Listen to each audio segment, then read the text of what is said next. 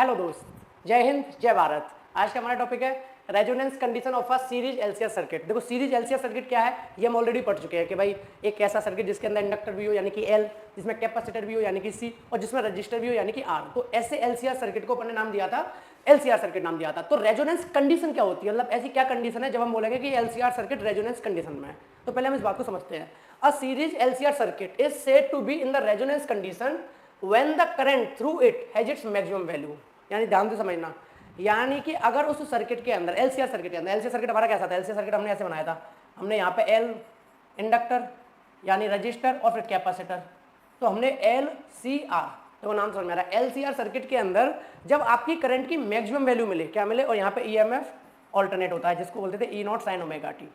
ठीक है, अब यहाँ पे बोला है कि the series LCR circuit is said to be in the resonance. हम एलसीआर सर्किट की जो सीरीज है उसको रेजोनेंस में तब कहेंगे जब when the current through it has maximum value, जब करंट की क्या होगी, मैक्सिमम वैल्यू होगी, यानी कि जब इसमें से करंट जो फ्लो कर रहा होगा वो आई नॉट फ्लो कर रहा होगा, तब हम कहेंगे कि ये इसकी रेजोनेंस कंडीशन है। तो पहले तो कॉन्सेप्ट मोटा समझ आ गया कि रेजोनेंस कंडीशन होती क्या है। आगे बढ़ते हैं।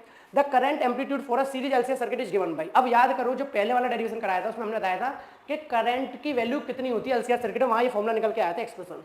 ये देखो आपको पुराने एक्सप्रेशन या फॉर्मूले याद होने चाहिए, तभी आप आगे की कॉन्सेप्ट अच्छे समझ पाओगे। वहां हमारा निकला था कि जो आई नॉट की वैल्यू होती है यानी एलसीआर सर्किट में जो मैक्सिमम करंट या फिर जो पीक वैल्यू ऑफ करंट होता है वो इक्वल होता था ई नॉट यानी उसका maximum EMF divided by R square plus omega L minus 1 upon omega C का होल स्क्वायर और इसका होल स्क्वायर। क्लियर है, ये हमारा क्या था, ये हमारी वैल्यू थी किसकी, मैक्सिमम करंट की। ठीक है भाई, आई नॉट हो गया। तो the value I not is the maximum when, I not की वैल्यू मैक्सिमम कब होगी, जब हमारा omega L minus omega 1 upon omega C क्या हो जाए, जीरो के इक्वल हो जाएगा। जब हमारा omega L minus omega C ये वैल्यू क्या हो जाए, जीरो। देखो आई मैक्सिमम कब आएगा, कोई भी चीज मैक्सिमम कब आती है, जब डिनोमिनेटर जितना छोटा हो, डिनोमिनेटर जितना पॉसिबल छोटा हो, तो डिनोमिनेटर जितना छोटा होगा उतना ये वैल्यू बड़ी आएगी। तो हम इसको छोटा करने की कोशिश कर रहे हैं, तो हम छोटा करने के लिए क्या करें, इसको बना देते हैं जीरो। तो जब ये हमारा जीरो हो जाएगा तो हमारा ये क्या बन जाएगा, आर स्क्वायर बन जाएगा, और जब ये आर स्क्वायर बन जाएगा तो हमारी वैल्यू जो आएगी आई नॉट की वो मैक्सिमम वैल्यू आएगी। क्लियर है, तो omega L minus 1 upon omega C का जीरो लिखेंगे। तो अगर ये कंडीशन है यानी कि इसमें आपको मैक्सिमम करंट मिल जाएगा, omega L minus 1 upon omega C equal to zero की जो कंडीशन है इसमें आपको मैक्सिमम करंट, क्या मैक्सिमम करंट मिल गया। तो क्या मैं कह सकता हूं कि omega L equal to 1 upon omega C, omega L equal to 1 upon omega C. अब क्या कर सकते हो यहाँ पे, देखो ध्यान से समझना, यहाँ पे बना के दिखा देता हूं। अब ये वाला फॉर्मूला कैसा है, omega equal to 1 upon under root में एल सी, इसे ध्यान से समझना। तो देखो ओमेगा एल इक्वल्स टू क्या हो गया, 1 upon omega C, omega equals to क्या हो गया, 1 अपॉन ओमेगा सी। अगर यहाँ से मैं ओमेगा की वैल्यू को निकालूंगा तो एल को वहां पहुंचा देता हूं, तो ओमेगा इक्वल्स टू क्या हो जाएगा मेरा, 1 अपॉन, जब एल मल्टीप्लाई यहाँ डिवाइड हो जाएगा तो ओमेगा एल सी, यानी इस ओमेगा को यहाँ पहुंचा दो, तो जब ये वाला ओमेगा यहाँ आ जाएगा तो बन जाएगा omega square equals to 1 upon L C. ठीक है, अब ओमेगा स्क्वायर है, अब ओमेगा स्क्वायर जब जा जाएगा तो स्क्वायर रूट बनेगा, तो जब ये स्क्वायर हटेगा और स्क्वायर रूट में चेंज होगा तो ये स्क्वायर हट जाएगा। अब स्क्वायर हट के क्या हो जाएगा, ये स्क्वायर रूट बन जाएगा। आपको पता है 1 का स्क्वायर रूट 1 और ये हो गया अंडर रूट में एल सी। तो यहाँ से आपको पता चल गया कि ओमेगा को आप लिख सकते हो 1 अपॉन अंडर रूट में एल सी। तो भाई हमने यहाँ लिख दिया कि omega equals to 1 upon under root में एल सी। अब याद रखना जो एंगुलर वेलोसिटी होती है वो कितनी होती है, 1 अपॉन अंडर रूट में एल सी। इस फॉर्मूले को बिल्कुल अच्छे से ध्यान रखना आगे। तो ये हमारी वैल्यू आ गई कि जब हमारा मैक्सिमम करंट है उस टाइम पे उसकी एंगुलर वेलोसिटी कितनी है, इतनी एंगुलर वेलोसिटी है। ठीक है, नोट करना, नोट कर लो, फिर आगे बढ़ते हैं।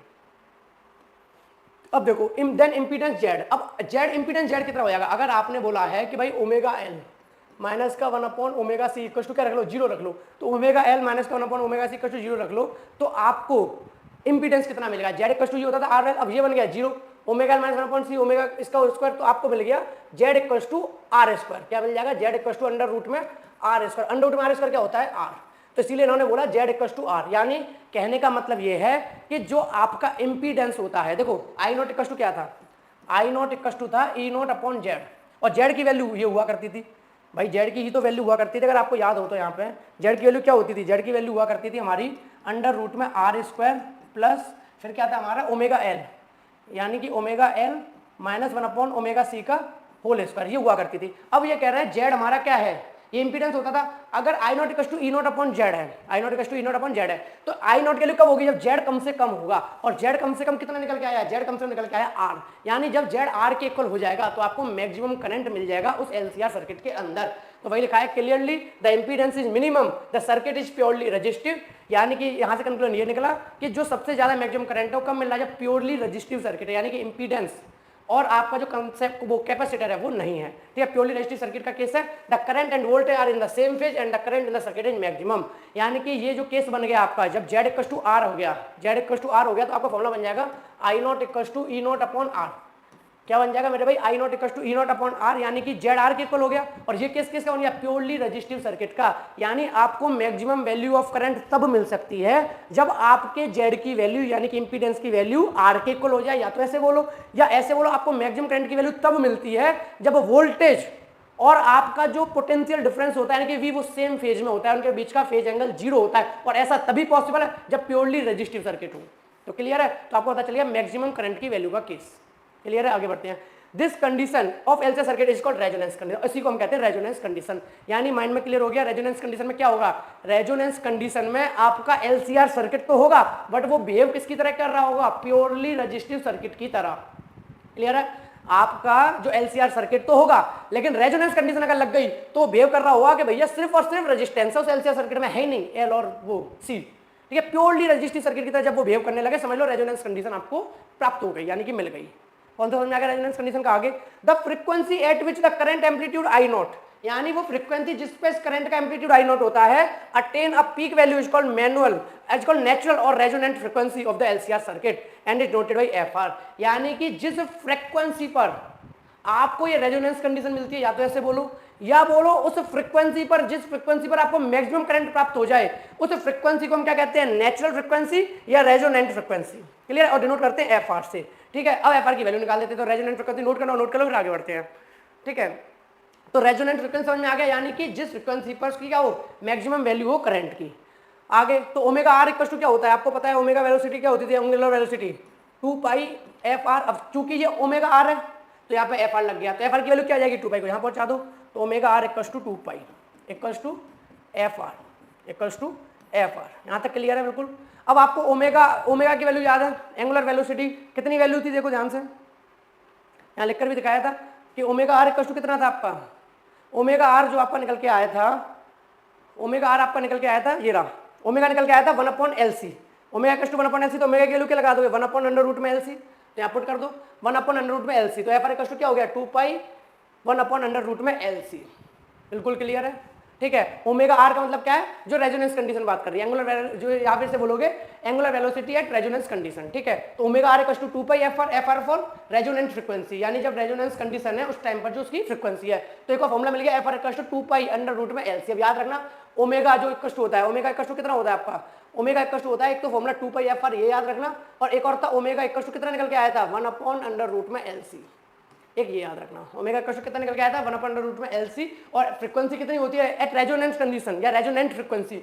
1/2 पाई √LC। क्लियर है? तो the current amplitude at resonant frequency will be, तो आई नॉट इक्वल्स टू क्या हो जाएगा? E not upon R। यानी कि जो करंट होगा मैक्सिमम, वो हमने पहले डिस्कस किया था, जब क्या होगा? प्योरली रेजिस्टिव सर्किट होगा, यानी एलसीआर सर्किट जब प्योरली रेजिस्टिव सर्किट की तरह बिहेव करने लगेगा तो उसमें मैक्सिमम करंट आपको मिल जाएगा, यानी E नॉट अपॉन R, ठीक है। ये आपकी क्या थी? रेजोनेंस कंडीशन थी एलसीआर सर्किट की। बिल्कुल क्लियर है मेरे भाई?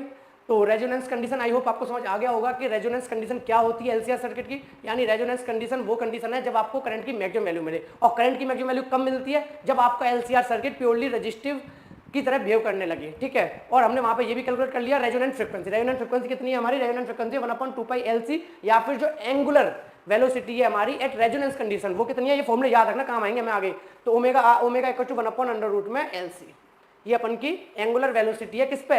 एट फ्रीक्वेंसी, वो एट रेजोनेंस कंडीशन। क्लियर है?